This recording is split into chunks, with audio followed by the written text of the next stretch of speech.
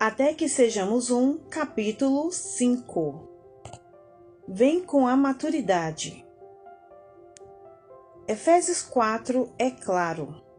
Todos no ministério devem ter uma meta comum.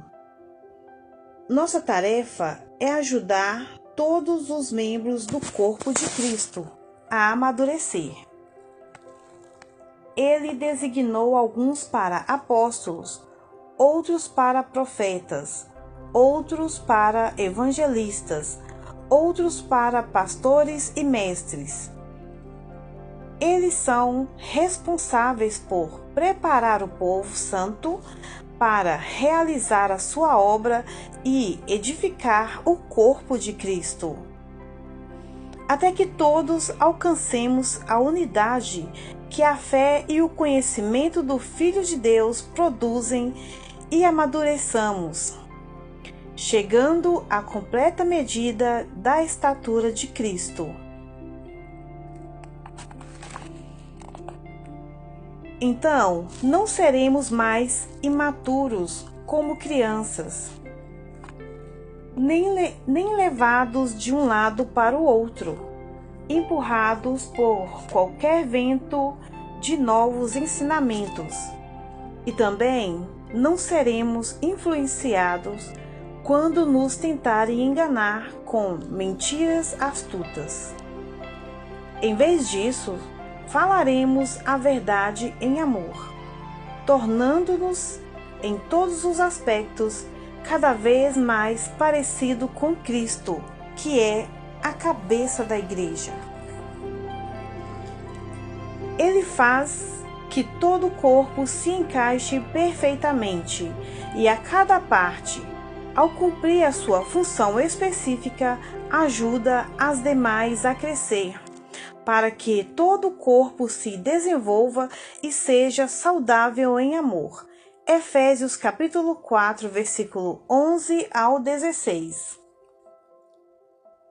Deus presenteou sua igreja com apóstolos, profetas, evangelistas, pastores e professores.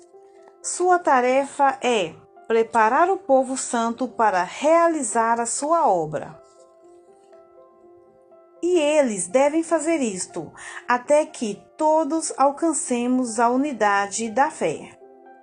Se os líderes estão cumprindo a tarefa adequadamente, o resultado deve ser santos, maduros, que desempenham seu ministério enquanto se tornam mais unidos. A Bíblia descreve um tipo de treinamento que resulta em trabalhadores preparados e unidos. O desvio fatal no caminho da maturidade. Como líderes cristãos, a maioria de nós sabe que a nossa tarefa é conduzir as pessoas à maturidade. Portanto, proclamamos a Cristo, advertindo a todos e ensinando a cada um com toda sabedoria, para apresentá-los maduros em Cristo. Por isso, trabalho e luto com tanto esforço e na dependência do seu poder que atua em mim. Colossenses capítulo 1, versículo 28 ao 29. O desejo de Deus é que os seus filhos se tornem maduros e completos, sem que nada lhes falte. Tiago, capítulo 1, versículo 4.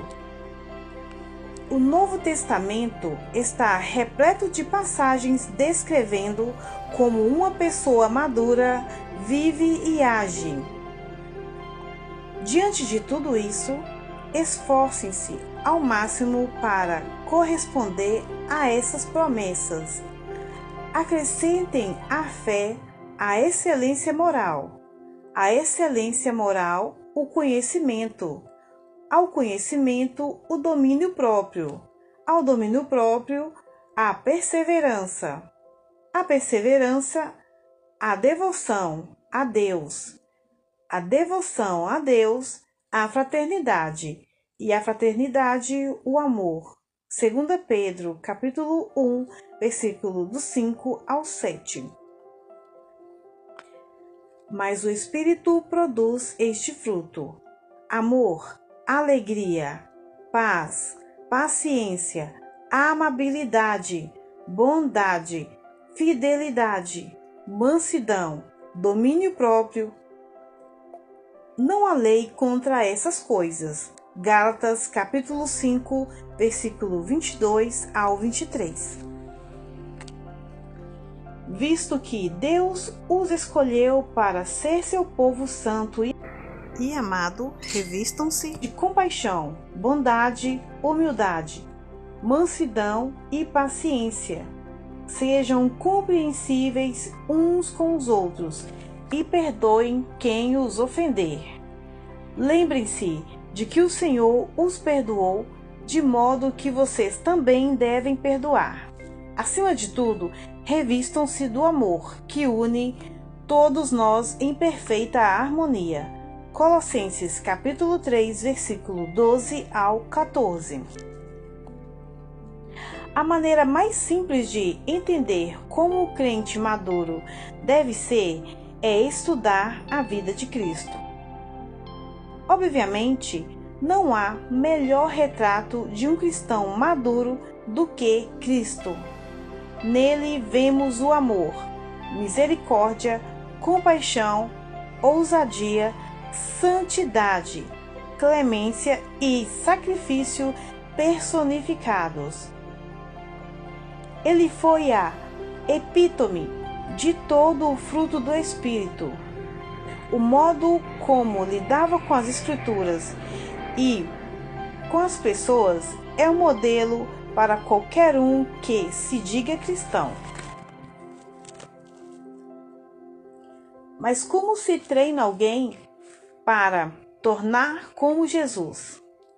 Será que amor, alegria e paz são temas que podemos ensinar em uma sala de aula?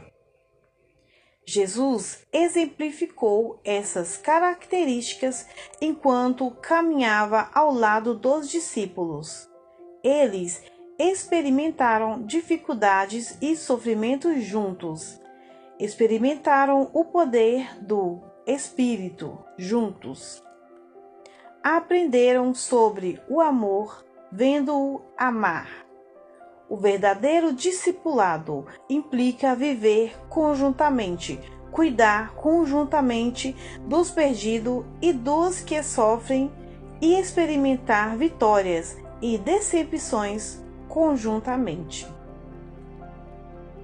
Nos Estados Unidos, quando queremos treinar líderes, nós os mandamos para cursos e escolas, usando salas de aulas como o principal fórum para o treinamento. Acabamos focando a única coisa que podemos ensinar em uma sala de aula: informação. Embora o conhecimento constitua grande parte do amadurecimento como crente, muitos os transformaram na única parte. Isso vem causando estrago nas igrejas e, na verdade, impede que o amadurecimento real aconteça. Veja o diagrama seguinte e explicarei depois.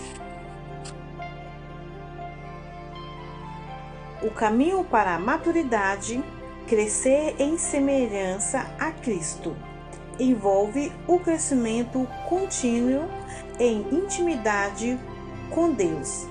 Intimidade, humildade, santidade, fé, esperança, força, amor, alegria, paz e assim por diante.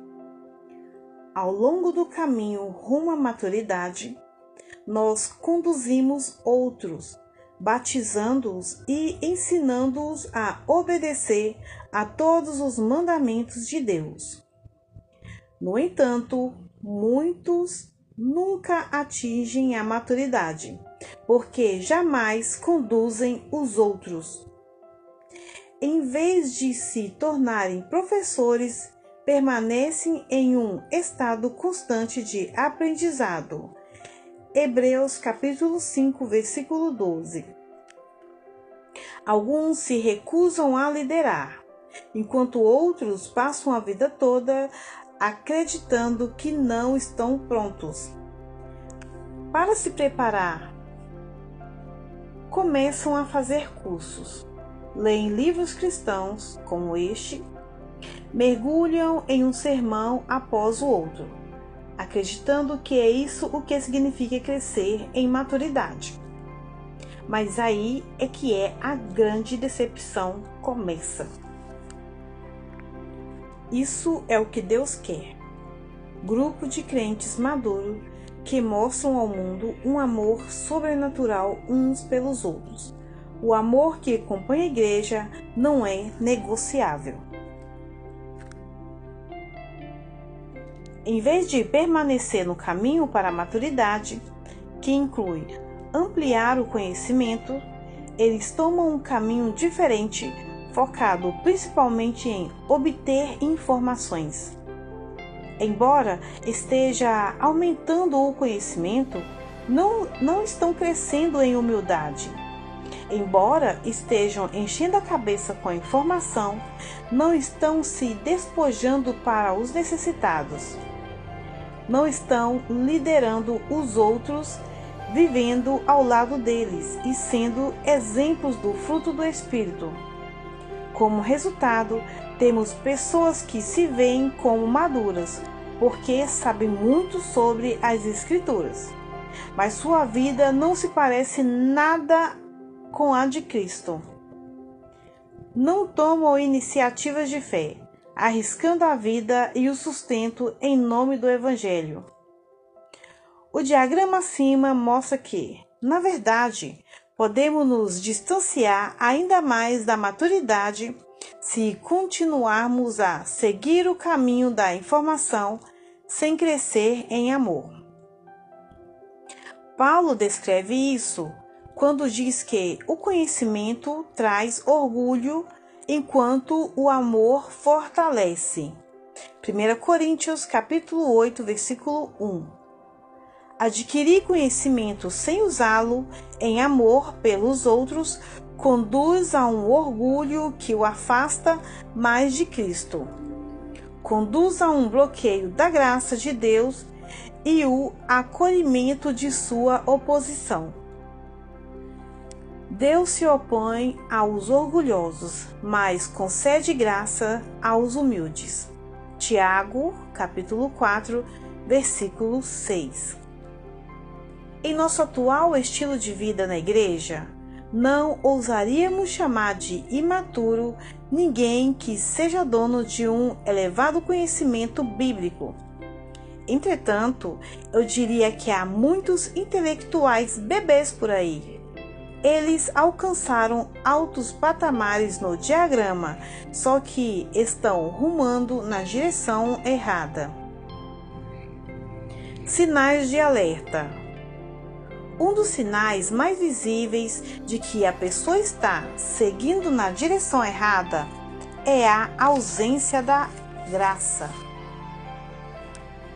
Antes, cresçam na graça e no conhecimento de nosso Senhor e Salvador Jesus Cristo. A Ele seja a glória, agora e para sempre. Amém. 2 Pedro, capítulo 3, versículo 18. Aqueles que crescem no verdadeiro conhecimento da graça de Deus, crescerão em graça eles próprios. Novamente, uma distinção importante precisa ser feita. Alguém pode conhecer muito sobre graça e até ser capaz de pregar bons sermões sobre a graça, sem jamais havê-la experimentado de fato. Imagine se eu estudasse uma sobremesa de um livro de receitas a ponto de conseguir nomear cada ingrediente usado e a ordem em que se deve ser misturado. Eu poderia descrevê-la com grande precisão e provavelmente faria boas especulações sobre como seria saboreá-la. Agora, imagine como seria diferente se eu lhe descrevesse uma sobremesa enquanto ela estivesse em minha boca. Eu conseguiria lhe contar mais do que meros fatos sobre ela. Poderia lhe contar minhas experiências por meio de todos os 5 sentidos. Em que recomendação você confiaria mais? Da mesma forma, existe uma diferença sensível, visível, entre uma pessoa que sabe muito sobre graça e uma pessoa que aprovou, e isso se verá com mais clareza no modo como ela vive. As pessoas que realmente entendem o que significa ter o peso esmagador do pecado e da morte erguido em seus ombros, sem que houvesse feito nada para merecê-lo, alegram-se em compartilhar essa graça com os outros. Orgulho e hipocrisia fogem de um coração que medita constantemente na misericórdia do Pai. Em contrapartida, as pessoas que conhecem a graça conceitualmente, mas não a sentiram aplicadas à sua vida, não sentem dificuldade em pregar sobre graça, ainda que não a demonstrem de modo nenhum àqueles que as cercam. Há uma lacuna entre o conhecimento e o trabalho externo. Esse tipo de conhecimento, sem o acompanhamento de uma mudança, pode parecer mais próxima da maturidade do que a ignorância absoluta. Mas Jesus deixa claro em Mateus 23 sua visão sobre a hipocrisia religiosa. Sério, pare agora e leia esse capítulo das Escrituras. Se tiver qualquer dúvida sobre a gravidade desse problema. Apelo aos pastores e líderes que tenham isso em mente ao conduzir os demais. Ensine de modo como Jesus ensinou, sendo o exemplo dos princípios que ensinam, exigindo que os outros façam o mesmo. De maneira similar, para aqueles que vocês estão em busca de mentoria ou querendo aprofundar o relacionamento com Deus. Não procure as pessoas mais inteligentes, nem corra direto para a sala de aula. Procure alguém cujo estilo de vida seja digno de imitação e siga essa pessoa assim como ela segue a Cristo. Outra barreira.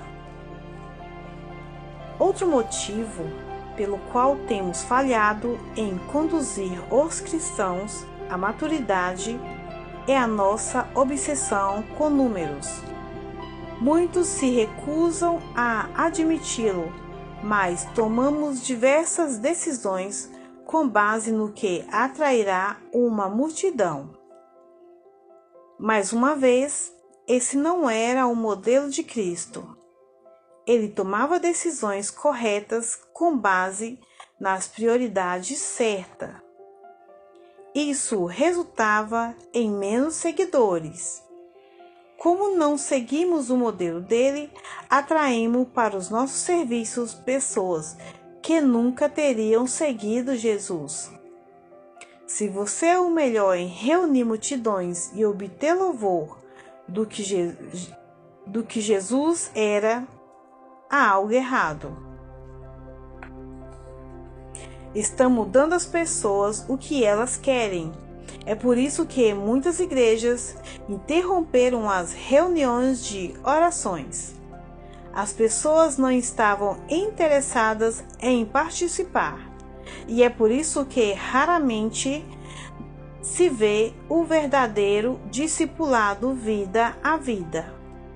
as pessoas não querem se aproximar tanto ou investir tanto tempo.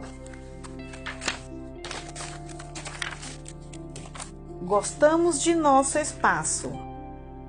Podemos fazer um estudo de curto prazo da Bíblia com um grupo, mas existir como família é pedir demais. Como líderes da igreja, achamos que precisamos trabalhar com o que temos. Não queremos perder ninguém.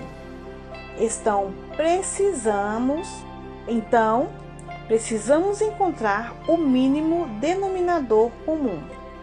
Se a maioria de nossa congregação nos dá apenas 1 hora aos domingos em um estudo ou curso sobre a Bíblia, de vez em quando, então precisamos conduzi-la à maturidade dentro desses parâmetros. Quando plantei a minha primeira igreja, queria criar um espaço onde as pessoas pudessem entrar e ter um grande encontro com Deus por meio da palavra dele, e ter liberdade para sair imediatamente após o culto se encerrar. Sinceramente, não tinha nenhum plano de fazer com que a congregação crescesse no amor uns pelos outros. Criei uma igreja que eu gostaria de frequentar. Imaginei que havia muitos cristãos ocupados e com amigos suficientes, e que iriam à igreja para se aproximar de Deus, não um do outro. Gostava de minha privacidade, então imaginei que outros gostassem também. Eu estava certo. As pessoas lotaram esses encontros e eles eram estimulantes. Todavia, os outros líderes e eu nos convencemos do fato de que Cristo queria que nós ficássemos conhecidos por nosso amor um pelos outros, embora não faltasse afeição entre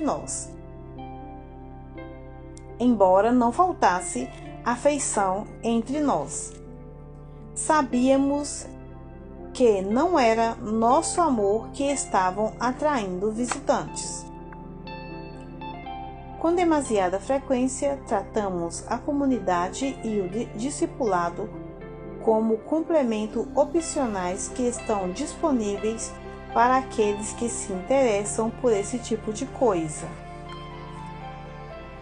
Semana após semana, implorávamos à congregação que amassem uns aos outros profundamente, sobretudo aqueles que eram diferentes deles. Embora alguns tenham captado a mensagem, muitos não o faziam. Eu os havia acostumados a um tipo de reunião que permitia que nos mantivéssemos à distância uns dos outros, e a mudança não seria fácil. Quanto mais tentávamos forçar relacionamentos, mais todos se frustravam, e muitos foram para outras igrejas. Foi uma das piores épocas de minha vida. Durante 15 anos eu havia obtido apenas crescimento numérico. Estava acostumado ao entusiasmo e ao público ampliado. Agora estava vendo amigos íntimos deixarem nossa igreja. Foi uma época difícil. Eu não estava certo a respeito do que Deus queria que eu fizesse. Devo dar às pessoas o tipo de igreja que desejam ou posso forçá-las a se tornar o tipo de igreja que eu via nas Escrituras? Devo continuar impressionado enquanto tantas pessoas vão embora ou a um ponto em que estou pecando por minha impaciência? Passagens como 2 Timóteo, capítulo 4, versículo 2, não me esclareciam, porque ainda não estava certo se corrija, repreenda e encoraja. É o que devia fazer ou se só precisava de paciência e bom ensino. Pregue a palavra. Esteja preparado. Quer a ocasião seja favorável, quer não. Corrija, repreenda e encoraje com paciência o bom ensino. Desde então, conversei com muitos pastores de mega igrejas que enfrentam o mesmo problema. Você sente um grande peso de responsabilidade por ter sido a pessoa a guiar a congregação por um caminho que agora acredita estar errado. Você criou a própria oposição e os outros logo o lembrarão disso. E, no entanto, você não pode, em boa consciência, continuar a conduzi-los em uma forma que está lhe tolhendo o conhecimento. Por isso, agora eu lhes dou um novo mandamento: amem uns aos outros, assim como eu os amei. Vocês devem amar uns aos outros. Seu amor uns pelos outros provará ao mundo que são meus discípulos. João capítulo 13, versículo 34 e 35. Isso é o que Deus quer. 2. Isso é o que Deus quer. Grupos de crentes maduros que mostrem ao mundo o amor sobrenatural de uns pelos outros. O amor como componente da igreja não é negociável. Com demasiada frequência, tratamos a comunidade e o discipulado como complemento opcionais que estão disponíveis para aqueles que se interessam por esse tipo de atividade. É como acrescentar guacamole a um burrito. Vai melhorar o sabor, mas se você achar que não vale a pena, não precisa gastar mais, só por esse motivo. Isso é loucura. O amor deve ser o objetivo da igreja. Ingressar em uma igreja deve ser como ingressar nessa incrível unidade com Deus e com os demais. Quando fundei a igreja Cornerstone, minha meta não era esse profundo amor sobrenatural. Apenas supus que a maturidade aconteceria se as pessoas fossem lá todas as semanas e escutassem os melhores sermões que eu podia pregar. Agora, entendo que a maturidade tem, pelo menos, tanto a ver com os relacionamentos quanto com o conhecimento. Mas nem todos estão interessados na perfeita unidade uns com os outros. Há aqueles que estão interessados em ir à igreja para um culto de 1 hora, mas não têm nenhum desejo de entrar em relacionamentos profundos.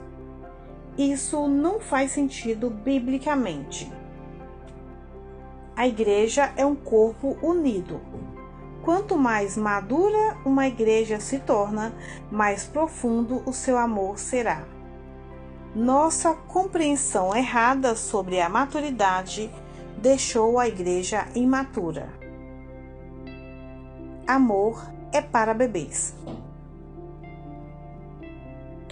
Parece que, ao menos em alguns círculos, começamos a encarar como imaturos aqueles que enfatizam o amor, como se pensássemos que os bebês cristãos precisam ser ensinados a respeito do amor, mas depois devem crescer a passar os assuntos mais maduros, escatologia, tempo da criação e outros detalhes esotéricos. Quem decidiu que enfatizar a doutrina era maduro e enfatizar o amor era imaturo? Em tudo que eu leio no Novo Testamento, o amor não é algo que simplesmente se deixa para trás. Considere o modo como Paulo escreve à igreja tessalonicense. Que Deus, nosso Pai, e nosso Senhor Jesus Cristo nos encaminhe a vocês em breve. Que o Senhor faça crescer e transbordar o amor que vocês têm uns pelos outros e por todos, da mesma forma que o nosso amor transborda por vocês. E, como resultado, que Deus, nosso Pai, torne seu coração forte, irrepreensível e santo diante dele, para quando nosso Senhor Jesus voltar com todo o seu povo santo. 1 Tessalonicenses, capítulo 3, versículo 11 ao 13. Não precisamos lhes escrever sobre a importância do amor fraternal, pois o próprio Deus os ensinou a amarem uns aos outros. De fato, vocês demonstram amor por todos os irmãos em toda Macedônia. Mas ainda assim, irmãos, pedimos que os amem ainda mais. 1 Tessalonicenses, capítulo 4, versículo 9 e 10. Irmãos, não podemos deixar de dar graça a Deus por vocês, pois sua fé tem se desenvolvido cada vez mais e seu amor uns pelos outros tem crescido. 2 Tessalonicenses, capítulo 1, versículo 3. Com certeza, parece que um dos principais indicados de maturidade, segundo Paulo, era o amor. A primeira passagem, Paulo ora para que Deus faça os crentes crescerem e transbordarem em amor, de modo que o seu coração se torne forte, irrepreensível e santo. O amor aqui quase parece ser igualado à santificação. Lembre-se do diagrama acima. O ponto onde mais pessoas começam a se desviar do caminho rumo à maturidade é aquele onde elas deveriam começar a ensinar os outros e a andar em convívio profundo com os outros crentes. A santificação depende do relacionamento. Relacionamento depende do amor. E isso faz muito sentido. Qualquer um que seja pai ou mesmo cônjuge entende que a família santifica como nada mais. Quando você se casa, de repente sua vida já não lhe pertence. Sua paciência, humildade, gentileza, autocontrole são testados mais intensamente do que nunca. Defeitos que são fáceis de mascarar à distância começam a mostrar suas verdadeiras cores rapidamente. Então, antes que perceba, você tem um filho, e a quantidade de paciência e gentileza de que necessita parece aumentar vertiginosamente outra vez. Não fomos concebidos para cultivar essas virtudes em isolamento. Deus nos criou de tal forma que ansiamos por relacionamentos e família. Ele projetou a igreja para ser uma família, que é ainda mais devota uns aos outros do que as famílias biológicas. Lucas, capítulo 14, verso 26. Mateus, capítulo 12, verso 46 ao 50. Um estilo de vida que supera os demais. Nossa tarefa é fazer as pessoas adquirirem essa maturidade. Nosso raciocínio é: as pessoas não estão mais interessadas nisso. Provavelmente estamos com a razão.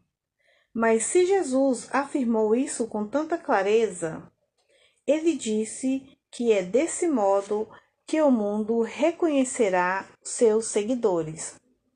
Não podemos nos conformar com o que as pessoas querem fazer naturalmente.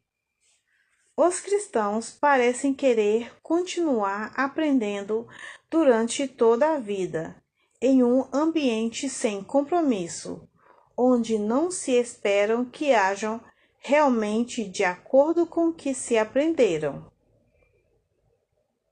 Talvez seja assim, mas isso não os podem impedir de buscar o que Jesus manda. Nossa meta mais elevada não pode ser manter as pessoas ao redor. Não podemos abdicar